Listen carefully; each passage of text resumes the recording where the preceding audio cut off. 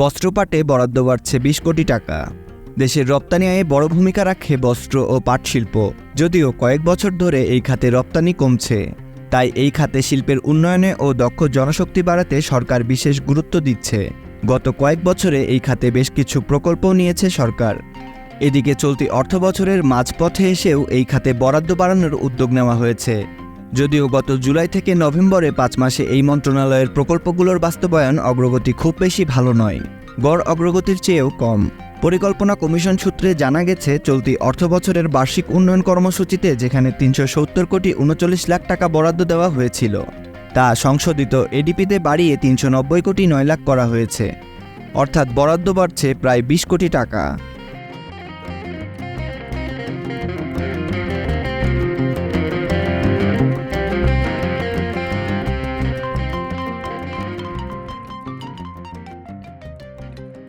এডিপিতে যেখানে 21টি প্রকল্প বরাদ্দ পেয়েছিল, সংশোধিত এডিপিতে সেখানে 24টি প্রকল্প বরাদ্দ পাচ্ছে, যার মধ্যে 2টি একেবারে নতুন এবং একটি পুরনো প্রকল্প নামমাত্র বরাদ্দ পাচ্ছে।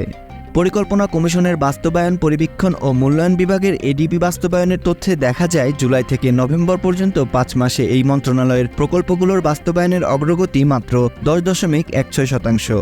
খরচ করেছে মাত্র 37 কোটি 62 লাখ টাকা, যেখানে নভেম্বর পর্যন্ত গড় এডিপি বাস্তবায়ন হয়েছে 17.06%। বস্ত্র ও পাট মন্ত্রণালয়ের চলমান প্রকল্পগুলো বিশ্লেষণে দেখা যায়, বেশিরভাগ প্রকল্পই 2017 বা 18 সাল থেকে 5 বছরেরও বেশি সময় ধরে চলছে। প্রকল্পগুলোর অগ্রগতি 50 থেকে 60%, অথচ 3 বছরে প্রকল্পগুলো শেষ হওয়ার কথা ছিল। 2020 বা 21 সালে চালু হওয়া প্রকল্পগুলোরও অগ্রগতি আশাব্যঞ্জক নয়। লক্ষ্যমাত্রা অনুযায়ী প্রকল্প বাস্তবায়ন হার একেবারেই কম।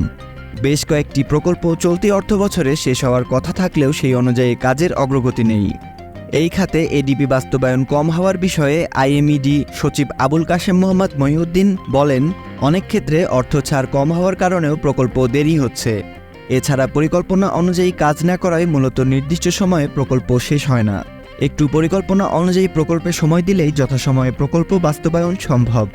এদিকে কয়েক বছর ধরেই কমছে বস্ত্র ও পাট রপ্তানি। রপ্তানি উন্নয়ন ব্যুরোর তথ্যে দেখা যায়, 2022-23 অর্থবছরে পাট ও পাটজাত পণ্যের রপ্তানি আয় কমেছে সবচেয়ে বেশি। 2021-22 অর্থবছর পর্যন্ত এই খাতে রপ্তানি $1 বিলিয়ন বেশি ছিল। গত অর্থবছরে তা 19% কমে দাঁড়ায় 91 কোটি 20 লাখ ডলার। চলতি অর্থবছরের জুলাই থেকে ডিসেম্বর পর্যন্ত সময়ে পাট ও পাট পণ্যের রপ্তানি আগের অর্থবছরের একই সময়ের তুলনায় 10.24% কমেছে।